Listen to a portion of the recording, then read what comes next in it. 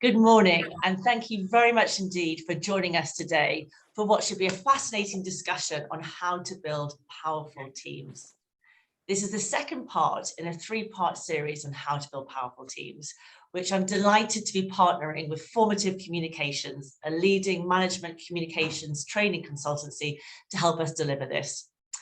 Today, we'll be exploring the importance of trust in building powerful teams, the importance of trust, how to build it, how to measure it, and what pitfalls to look out for in today's working world. My name is Weightman. I'm the CEO and founder of Hanson Search and the Work Crowd. Hanson Search is a leading global communications, marketing, and commercial roles headhunting business. And the Work Crowd is an online platform that connects businesses directly with talented marketing freelancers. I'm delighted to be joined by a very European panel today from Paris, Brussels, and London. Elvira, Dean, and Andrew, thank you very much indeed for joining me this morning. Pleasure. Elvira is the managing director of Teneo in Paris. She has over 20 years experience in advising senior business leaders in communications and public affairs. Dean is a senior director and global people partner at Babylon, a global digital provider of care, and has over 10 years in talent roles, including Google. And Andrew is the founder of Formative Communications and has over 25 years in business management and training. Thanks so much for joining me to discuss this incredibly important topic around building powerful teams and the importance of trust.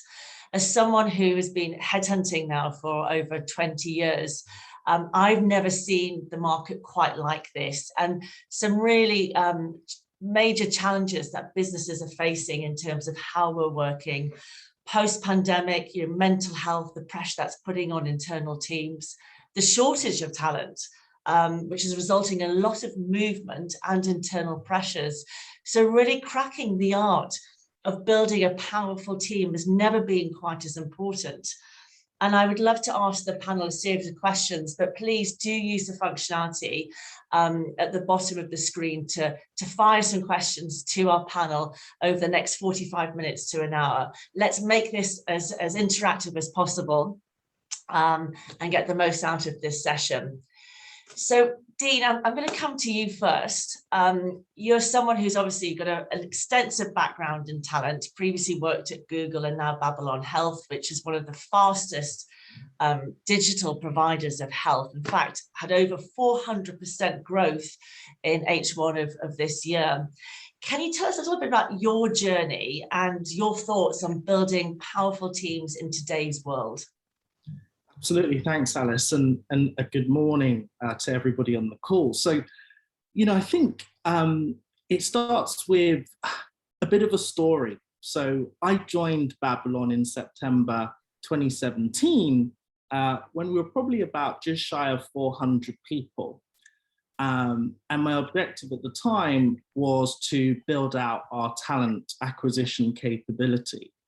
So it was experiencing everything from the initial promise that we would extend to candidates before they would join, right through to looking at the experience that they had going through the talent acquisition process. My role then evolved and I moved into a people operations role in which I was responsible for shared services and people systems.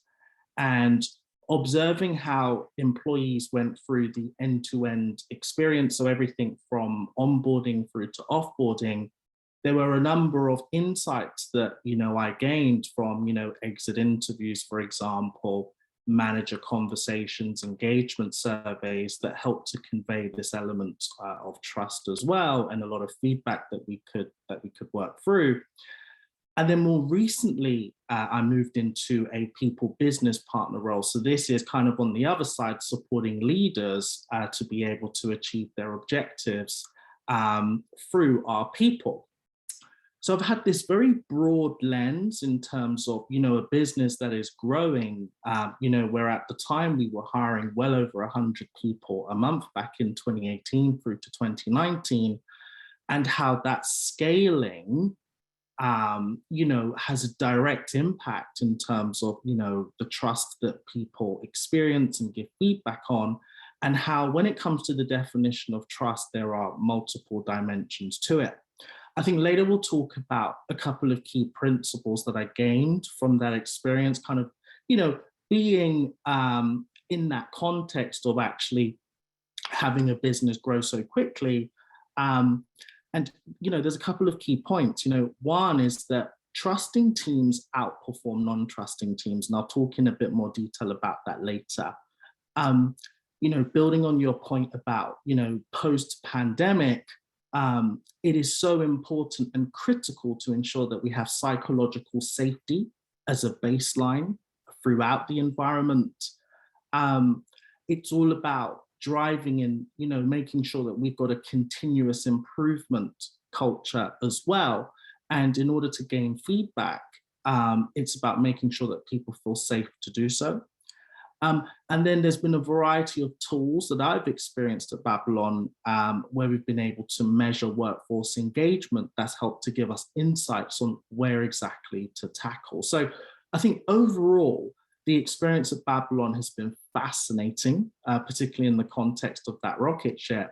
And I think, in a bit more time, we'll talk through just some more specific experiences that I've had around how do we measure trust, for instance, and what are some insights and powerful lessons that we've learned over that time. Thank you, Dean. Obviously, the working world is somewhat shifted since over the last 18 months, and presenteeism is sort of gone, and it's all about trust. What advice would you give to the audience in terms of how to mold and create the right environment in this new hybrid way of working? Yeah, absolutely. So I think there's a couple of precursors to being able to do that. Okay. I think the first one is making sure that a leadership team is clear about, when they talk about trust in the first instance, what do they mean? Now, typically when people think about trust, they think, it's about predicting a manager's behavior or what they're going to do next. And actually, I would encourage folks to perhaps take a different view of that, which is thinking about trust in terms of being vulnerable, right? So people are feeling naturally vulnerable because of, the pandemic, the return to work, for example. It's about making sure that our leaders are creating this state of psychological safety in which people feel comfortable to open up and be very honest about how they're feeling, for example. It's about being clearer in terms of setting expectations and being accountable, but ultimately making sure that your culture reinforces that, right? So everything from that communication in terms of, what can people expect when they're back? How are you channeling the feedback from across the workforce to make sure that people feel heard, for example?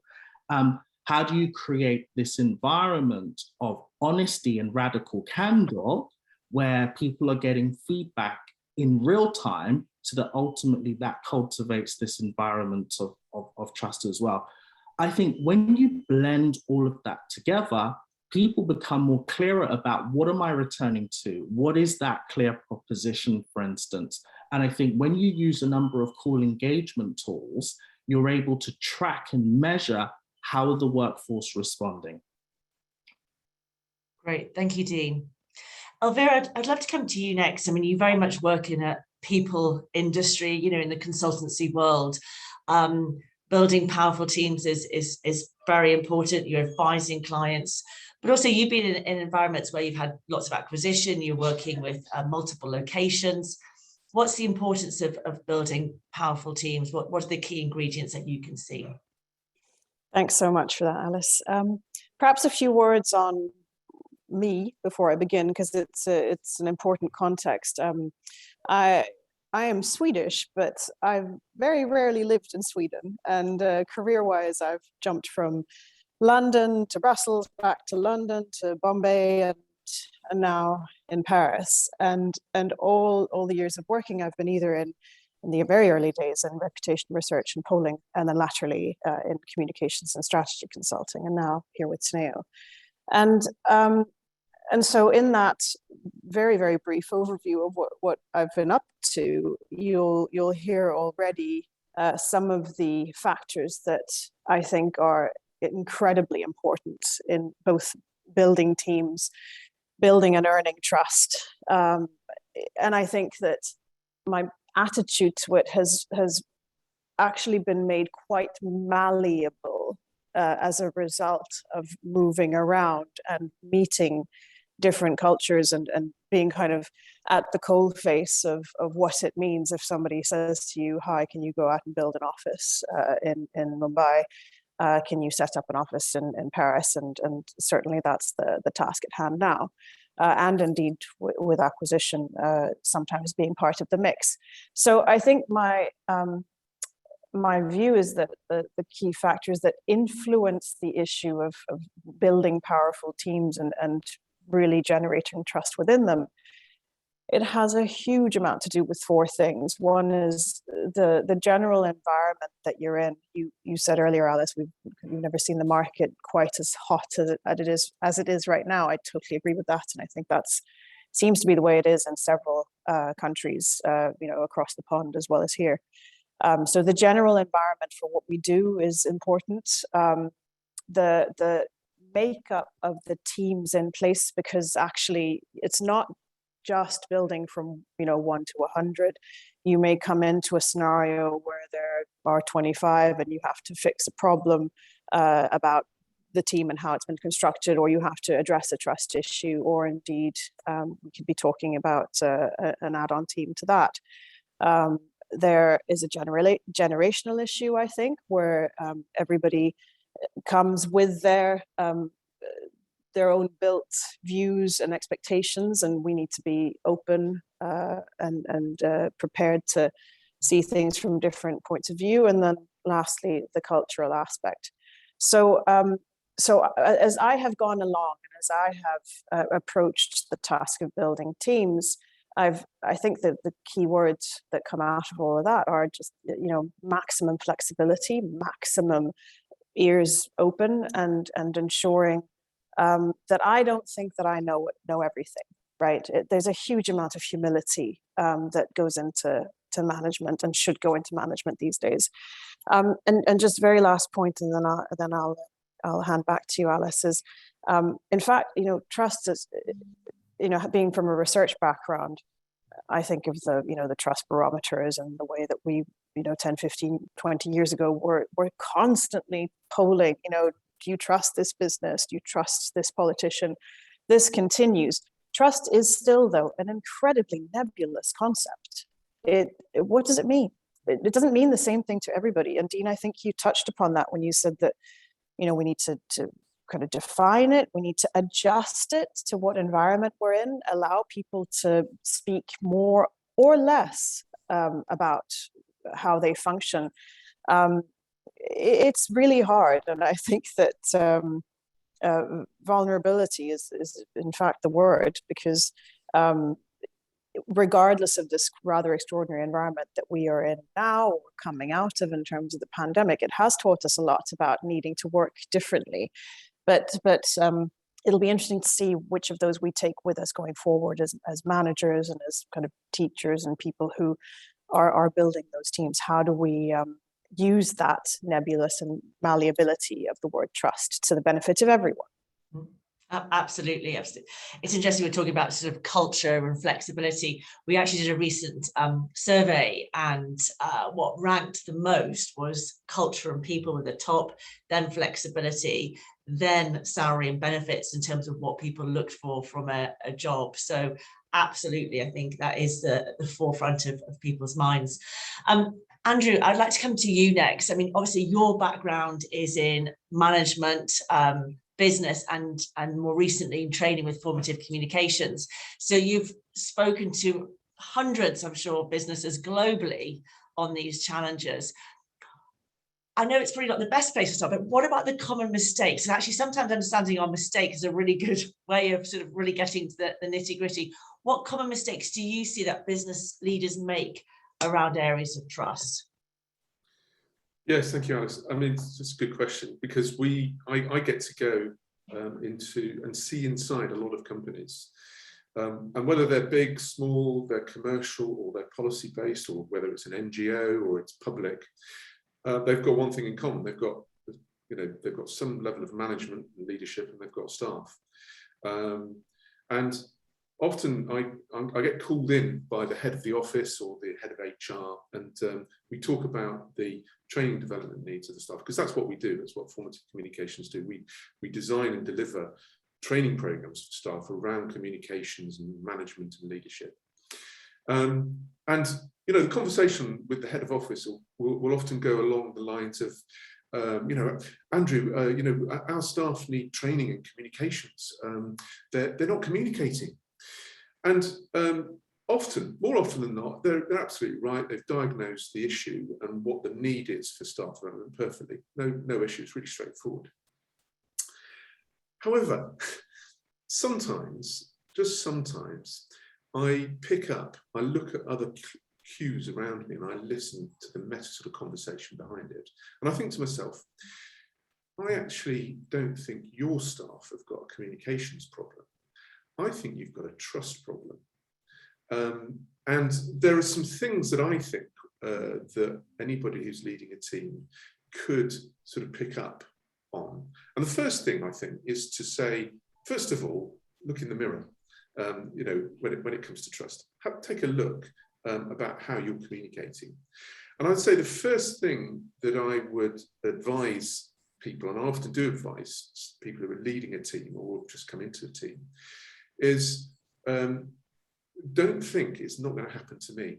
If you're building a team, or if you're coming into a new team, trust is going to be an issue that's there, either front or back of the stage. And I'm sure we've all known this. If you've been newly promoted, or you've been recruited to lead a team, and you're working in an environment where the environment is tightened, there's a lower budget, there's less headcount, we're being made to do the same things with less resource. You can get that feeling that, oh, things were better before you came.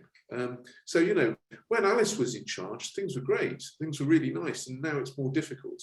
So this is your chance, I think, to set the stage and show people around you that you're going to encourage them to take decisions, encourage them to speak out, and also, starting on the assumption that the people around you want to do their best. Let's start with the optimistic thing, that people want to do their best. So I think the first thing I would say for any of us who is starting in a new role or leading a new team or wanting to build a team that's growing is to, first recognize that trust is going to be there. It's going to be one of the things that you're going to be dealing with. And I'd say, just very quickly, before I hand back over to Alice, is that I think the other thing is to develop your radar, which is what I've done when I've gone into lots and lots of companies to sell my services. I sort of developed a radar into sort of understanding what's going on beneath the surface. And if you're leading a team or you're building a team, there are warning signs, and I think there are warning signs that we've all seen. There are things like staff are not volunteering to do tasks, they're kind of working to rule a bit, or they're not contributing to discussions because they're kind of thinking, well, you're going to tell me the answer anyway. Or they're not coordinating with each other because they're waiting for you to sign off or take the action. And there's a sort of lack of sort of hunger. People don't speak up because they don't feel they need to. They don't need to bother. So I think all of those indicators are things the warning signs, really, that you need to develop a radar. And I'd just like to go back onto Elvira's point, which you made, which was, I think you can take on quite a lot, but you can't do everything. You can't take the whole world on your shoulders. And at some point, it's what we know as being empowering. We want to start to put some responsibility and some accountability onto the people around us. So that's where I see, in the myriad of the companies that I deal with, things that are going right or not so right. Absolutely. Thank you, Andrew. Dean, I'm going to come back to your initial point, which is what is trust, and also what are the positive indicators now of trust. Do you want to let me know what you think trust is then, and what positive indicators we should be seeing as opposed to the mistakes? Yeah, absolutely. So I think just to build on my point before around the common interpretation of trust, if you ask most folks, is they'll say, okay, if my boss or if my colleague does what I expect them to do, then I trust they're going to do, what I expect. But actually, when you read a lot of literature, this concept about vulnerability becomes more and more frequent. And actually, it's about making sure that as a leader, you show up in the right way. And part of that is being vulnerable. Now, there's a number of exercises that folks can do to cultivate vulnerability, but naturally, it's not the most comfortable thing or the first thing that people think of when they're about to kind of start a role, because everybody wants to prove themselves. I'm just going to read a quick quote, just from a book by a guy called Simon Sinek. The book's called The Infinite Game. He says, when we are not a trusting team, we do not feel like we can express any kind of vulnerability at work. We often feel forced to lie, hide, and fake it to compensate for how we feel. Now, when we think about how profound that is, often, if we think about iceberg theory, these are the things that are going on in people's minds under the surface, right? So I think if we go to the opposite and look at cultures that are very successful, the indicators for me are an open, honest, transparent environment where people feel comfortable to share, I'm not feeling great today, or perhaps I need some help and some support with that particular task. And when you build those number of indicators up, you start to move into this different paradigm where actually the environment is one of a growth culture, a trusting culture. And when that starts to compound across the business, this is where teams start to really outperform. And this comes back to the principle I shared earlier, that trusting teams outperform non-trusting teams. I think the challenge is, okay, if you're in a business that's scaling by over 100 people, 200 people a month, often folks can fall into this habit of just thinking about short-term performance, right? Thinking about how do I get delivery and output, and perhaps they're not prioritizing, being vulnerable, prioritizing trust. But actually, the trust is the foundation to absolutely everything, right? So I think those indicators that I mentioned, just to quickly summarize them, are one, an honest and open, transparent environment where people are empowered to speak up. Two, a good degree of psychological safety where people are comfortable to, stand by what they say, but also speak up in meetings, just building on Andrew's point as well. And I think finally, three, an engaged workforce. I think, over time, what you'll start to see is that trusting teams outperform, and the statistical likelihood is that, teams will be more likely to achieve their goals when they have a trusting environment. Absolutely. Thank you, Dean. That's great. Elvira, I'd like to come to you next on that. I mean, I love what Dean has said, and how have you seen that put into practice in the consultancy world, especially across different teams, ensuring that's cascaded and those opinions are cascaded from manager to manager or leader to leader across all different business units? So I think there are three things that I would say. One is an anecdote. One of my most memorable managers was somebody who I worked with, 20 years ago, very start of my career, who was not very many years older than me, but had something that I really thought was valuable. And that was the ability to perform extremely professionally, showing his great intelligence and ability to advise clients with senior contacts with clients, whoever it was, but with folks who, you know, essentially need to be impressed, right? And you would see that, you would learn from it, you would, it would be something that was just profoundly impressive as a way to learn for your future professional development as a consultant. But what he did equally well was to work with everyone else and with us, with his team. He showed vulnerability, he laughed, had a great sense of humor. You know, there was no dialing up and down with him. He was exactly the same.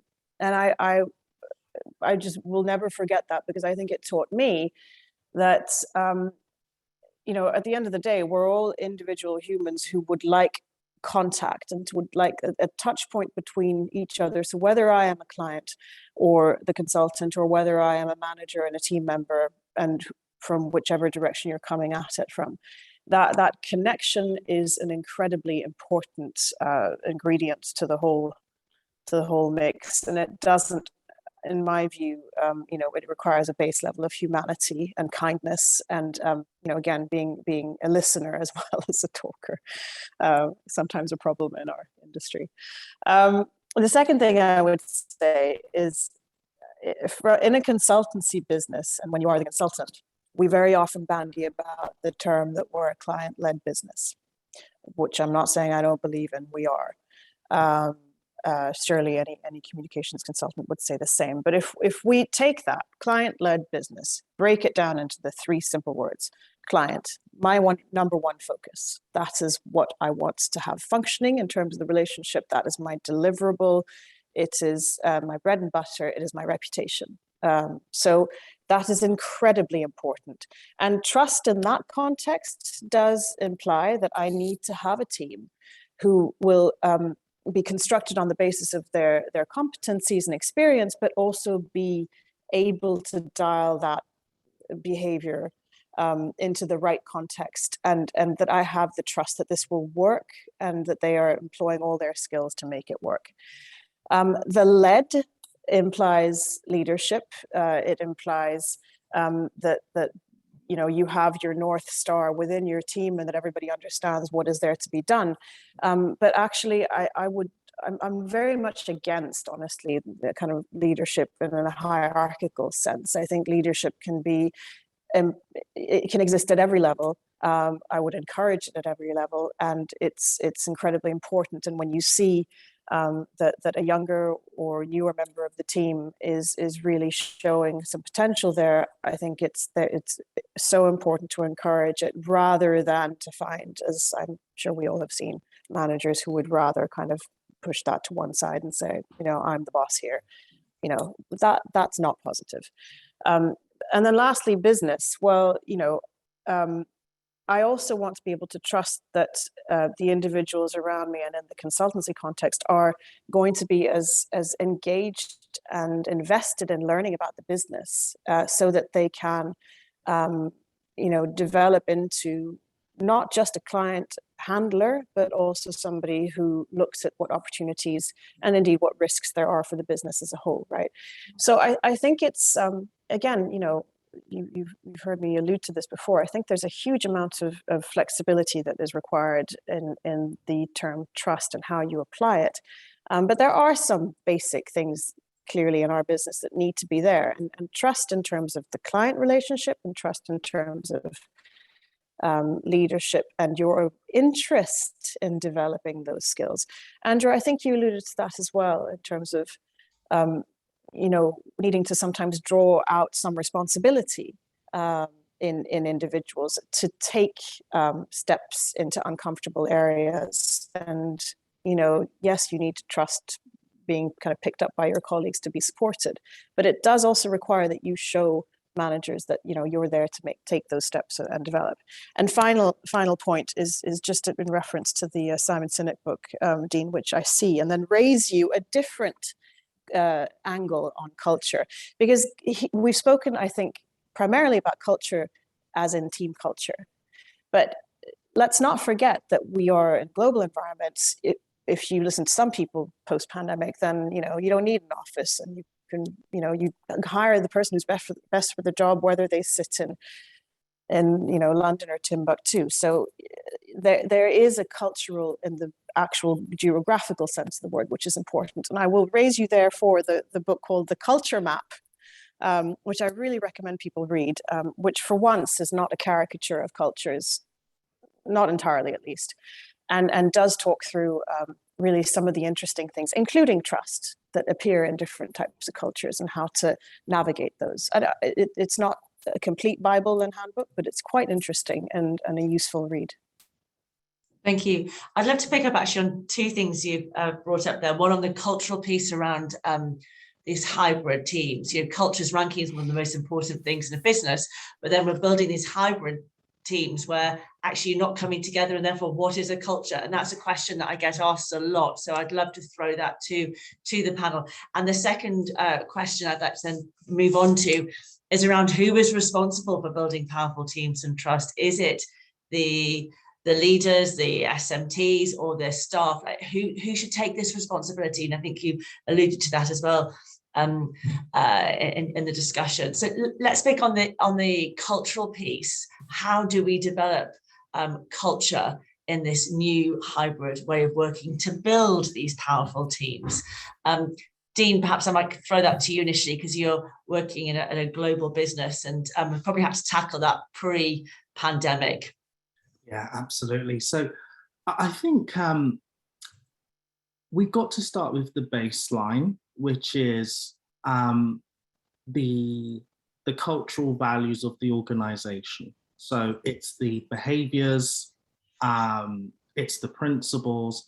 For example, at Babylon, you know, our key values are, you know, dream big, build fast, be brilliant, right?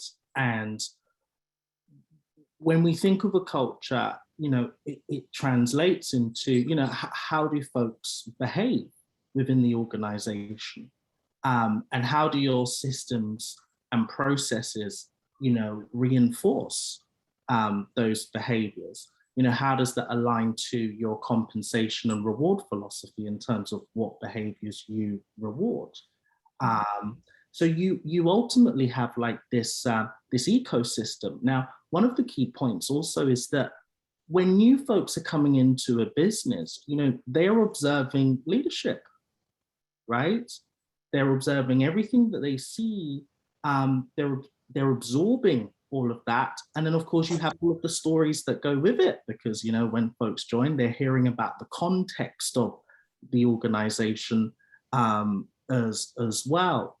Now, I think Elvira's point around just that global piece is so key, right? Because I think irrespective of where somebody is from at a geographical level, it's always about making sure, and I'll borrow your phrase, Elvira, a company is clear about the North Star, right? What are we about? What is that mission? What is the purpose that we are all anchoring to? And I think if that's clear, I think that is the starting point. When you go a layer deeper, one has to think about, and I'll use a phrase here, the employee experience, right? So the first interaction that someone has with a brand is their onboarding process, right? Or at least their talent acquisition funnel, right? How does that align to expectations and build trust? How does that reflect the values of the organization? Because I think if there are those key principles that are set at a global level, it means that we start to get into this realm of scalability, right?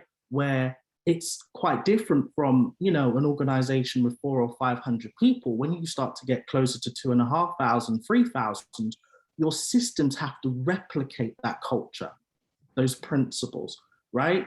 Right through to how do you measure trust? How do you measure engagement? So my advice would be making sure that there is a global engagement platform that is capturing the feedback from across the organization, making sure that the questions that we're asking, you know, if you witnessed any wrongdoing, do you feel confident that your leadership would do something about it? Do you feel that your manager is having regular and frequent conversations about your growth and development, even down to folks perhaps who are moving on, right? From an attrition point of view in the exit interviews.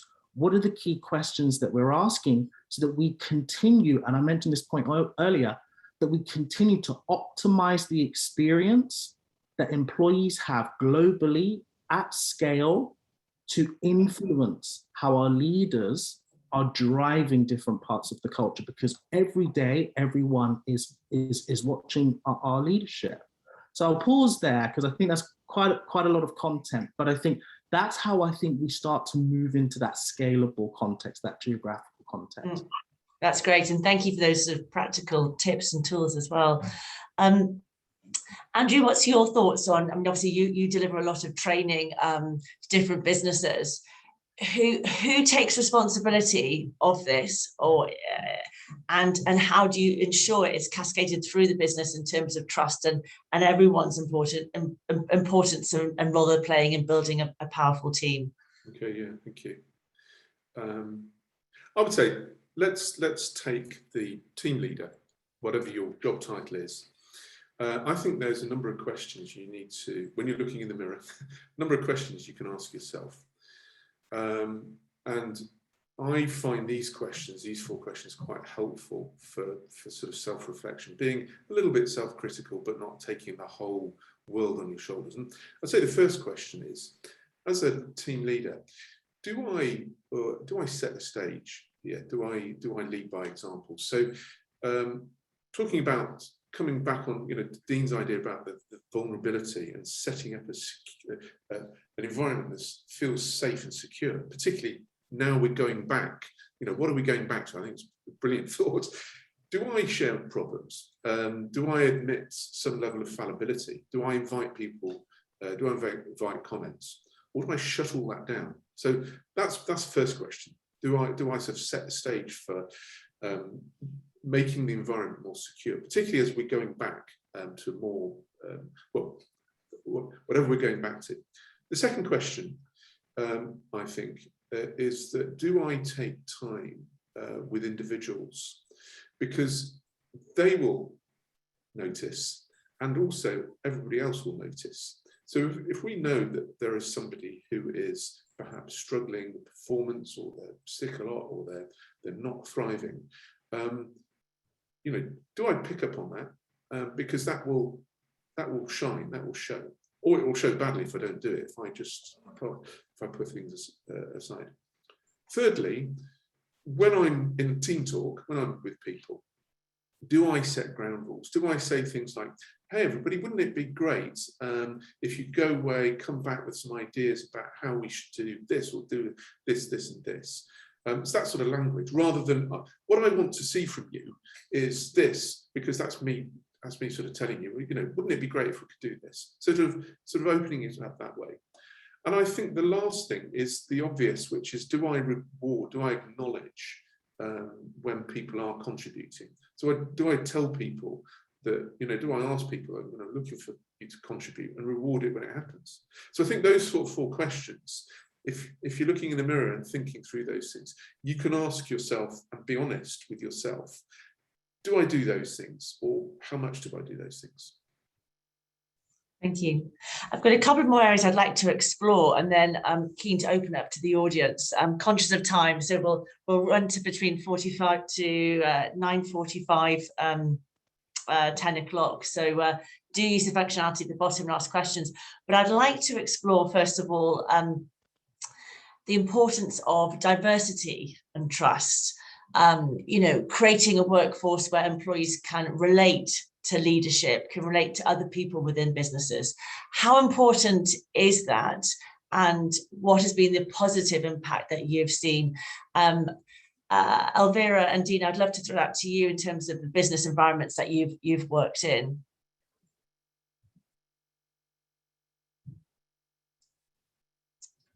Okay, so I'll jump in. Okay, so I think there are 2 key points here. So I think one is about making sure that you've got the scalable initiatives in place that cultivate and drive diversity, right? So At Babylon, for example, we have a number of diversity pods that represent different groups, for example. And, from a growth perspective, our talent acquisition teams are making sure that, we target a broad, diverse group of people. Now, I think when we relate that specifically to the question about trust, for example, there's this interesting point that I caught up, that I came across in my research on this topic, and it relates to almost like a form of unconscious bias. Okay. Now, for example, there is this concept called fundamental attribution error. Okay. This is where human beings have a tendency to attribute the negative or frustrating behaviors of their colleagues to their personalities.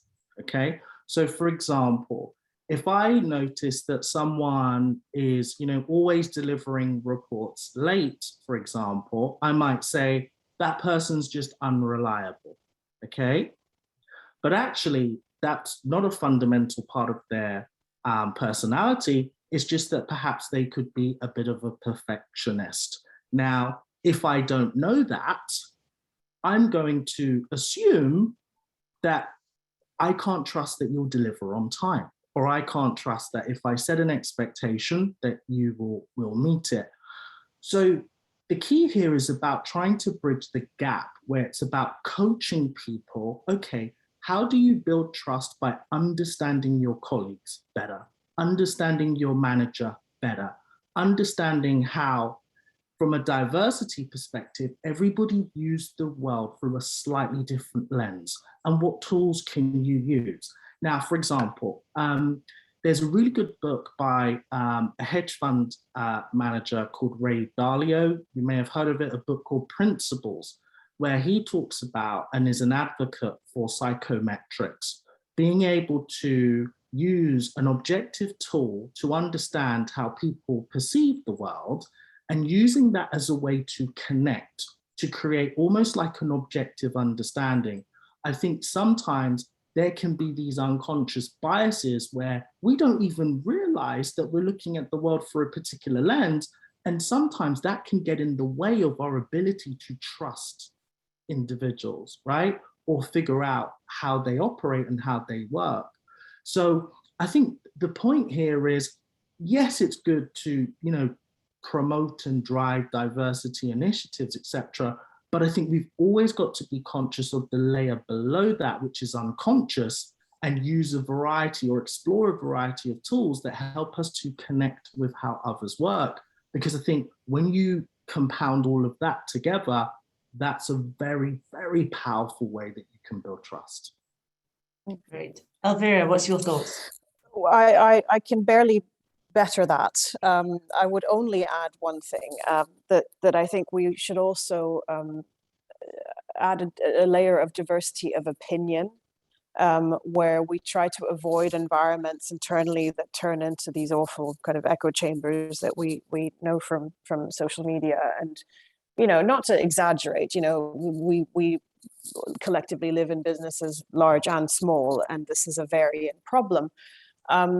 But I do think that there's also a big role for managers and at many levels to encourage that diversity of opinion is there, and that it is safe, and that people are able to present their views and to avoid that kind of samey, everyone assumes kind of approach to life and dealing with client issues. And this is a bit of a tangent, but I think related. I do think that, diversity also implies that where there are problem areas, say, for example, internal silos, I would even go so far as to say internal cliques, groups where there are established views, groups where there are established ways of doing things, and again, hence linked to diversity of opinion and encouraging that. Let us all try to have quite a low tolerance for team and leadership behaviors that are not conducive to trust. and to seek them out and seek to break them down and talk about them, and really, I think Andrew's 4 questions are one route to doing so. But I think that's super important, and humility for everybody involved is not a bad thing to have. We're all only human, and again, the client business for us is the key. That's the North Star. We're there to solve those issues, and so we need to create the environment that is best placed to do that. It leads actually very nicely into a question that we've been asked. Thoughts from the panel on how senior leaders should approach entering into an organization with already an existing and established team. So how do they manage that existing team? I think it's important to seek out and really understand, I don't know what size of team we're talking about, but through, if necessary, specific tools, or through just, active own listening around the organization, to establish where there are positive as well as negative pockets of behavior, perceptions around the purpose of the business that perhaps need to be aligned, and even realigned with the objectives of this new leader. It's important to have some form of embodiment of what you mean to this new team, right? And whether it is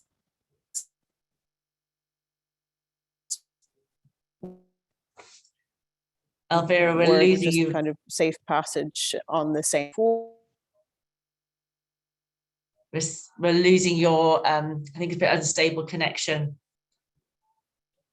Yeah, I think we're stuck. We'll move on to the next question, maybe come back to that. There's actually a question on measurement, and I'll find out with Dean, because you talked about some surveys and polling, and actually someone's asked from the audience whether actually they can be counterproductive, and cynical staff might think, oh, there's an issue, and management are going to twist the data. Is there sort of a less formal approach that we can take? Elvira, we moved on to the next question just because we lost you for the moment, and this is on more measurement. Dean, what's your thoughts on sort of less formal approaches, or actually should we do polling, and is this something that you can advise on to prevent the cynical staff sort of thinking management are going to twist the response? Yeah, interesting question. I think, let's call it out. You're always going to have some folks that are more cynical than others, right? And I think, it's about the leadership team conveying the intention behind the survey, which is to help to identify root causes of any issues in the culture, but also on the flip side, to identify where the business is doing well. But ultimately, it's just a tool, one of potentially many. And it's about, folks being clear what the purpose of the engagement survey is for. I don't necessarily like the description polling, because I don't think it's that per se, but I think, listening in for a platform. Now, here's where I come back to my point before about scale, okay? I think when you've got a workforce of, say, 300-400 people, it is a lot easier to get anecdotal feedback, less formally, from the workforce. When you are operating at 10 times that, it is very different, and you almost need to be able to quantify what's a priority. So an engagement survey is a very powerful and efficient way to do that. Now, if we apply everything that we've talked about in terms of trust in this session, I think to the person's question, from a less formal perspective, managers, once they've cultivated a sense of psychological safety, people will naturally speak up, right? So that's another powerful alternative way to the formal kind of engagement surveys, where actually a leadership team can get those anecdotal insights from within their functions that feed up through to the top. So I think both can work hand in hand. Great, thank you for that. Andrew, have you seen any interesting measurement tools that your clients use? Well, no, I mean, I think Dean said it all. There's the big sort of Ipsos poll type thing, and then there's the more sort of anecdotal,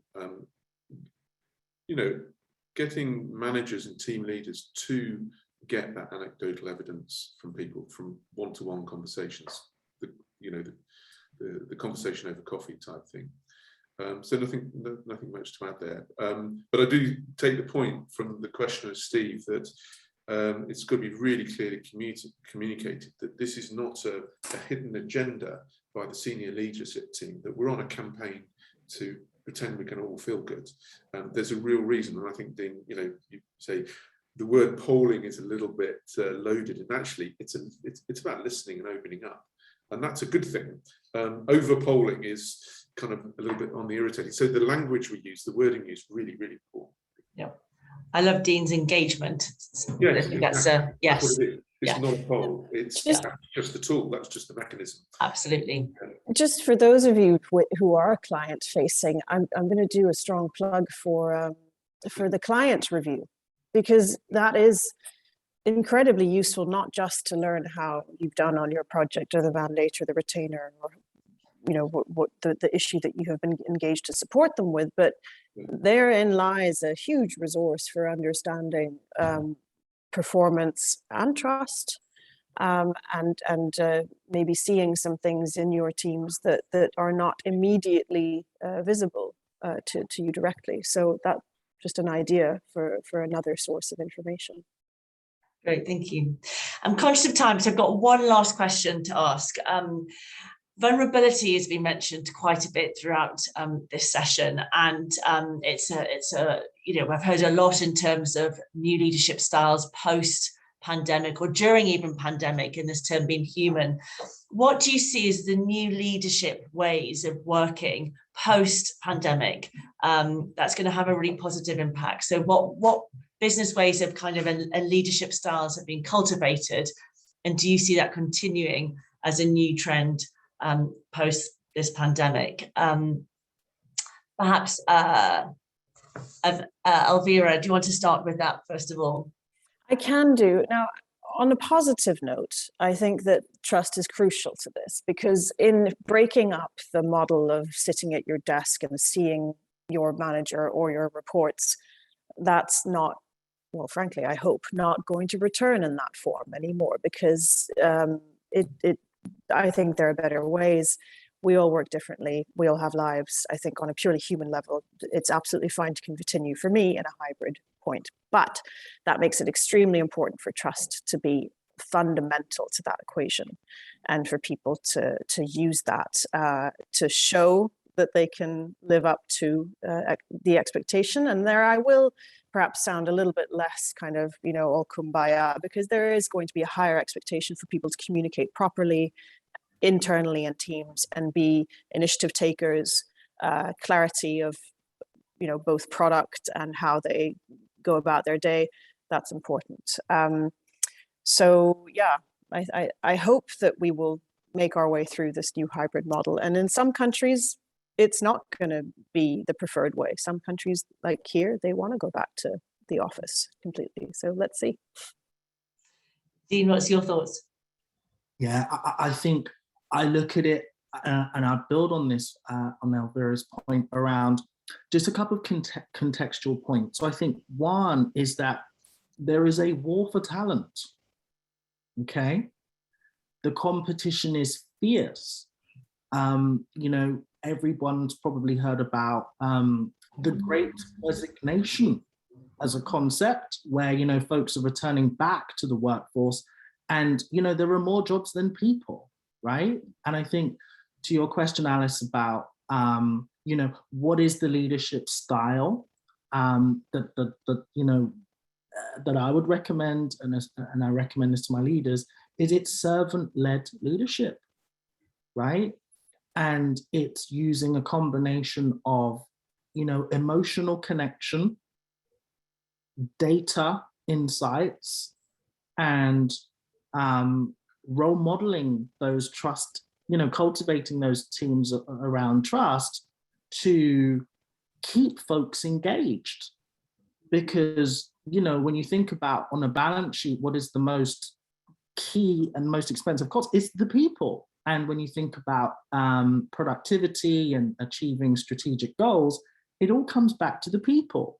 So I think our leaders now have a different type of challenge where, you know, the old command and control structure where you can just simply tell people what to do, that's gone, that's finished. We've moved into a new social context where everything is driven by creativity, collaboration, innovation. And to cultivate that, the baseline is trust. And leaders have to unlock the potential of their workforce if they stand a chance in this war for talent. So I think those are just a couple of like conceptual points that I think when you blend that together, that is the ingredients to bake the cake of trust. Absolutely. Great. Andrew, what's your thoughts? Well, as we go back into different forms of hybrid, whatever we decide, whether it's 2 days in, 3 days out, whatever, I think to realise that your staff have different working styles, and some people have just, as you mentioned in the Elvira in France, and I think it's the same here, people want to get back into the office, they want to be back together again as much as possible. However, some people have been having a great time working from home. You know, it's fit into their lifestyle, whether it's to do with sort of family and other things that's around that, and commuting, all that thing.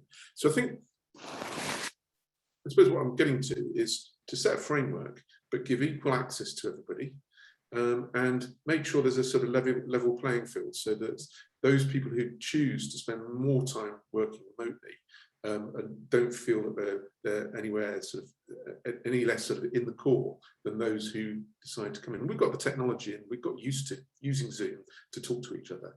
So I think everything to play for, but I think it's those things. I think it's making sure everybody feels they're in the team, even if they're deciding to spend more time remotely. And I would say just one final thing. I mean, this has been a huge shift. It's a huge shift in thinking. But I've worked with a number of clients over the years where remote working has been normal for years. It's got nothing to do with the pandemic. I once worked for a hotel company who have hotels and regional offices right across EMEA and Africa. And they spend most of their time working remotely. And so a lot of companies have been doing a similar thing already. So I think we need to play on some of that experience as well, and sort of relate that back to where we have a very much more office-based organisation. So that's what I would say. Great, well, thank you. And one thing I need to say as well, I'm not sitting in a blacked out room. I'm like literally streaming at me so much that it makes me look like I'm sitting in a dark room. So it's actually just the light. I'm being challenged this morning with winter light. So sorry about that if I look like I'm sort of fading out slowly. Well, thank you so much indeed. Elvira, Dean and Andrew. I mean, that's been a fascinating discussion, and I'm sure lots of takeaways for everyone that's joined us this morning. Please do sign up for our third and final part of this series, which is all about being heard in terms of building powerful teams, so having a voice. Thank you once again for joining us. Thank you to our panel. It's been a fantastic discussion, and please do join again. Bye-bye.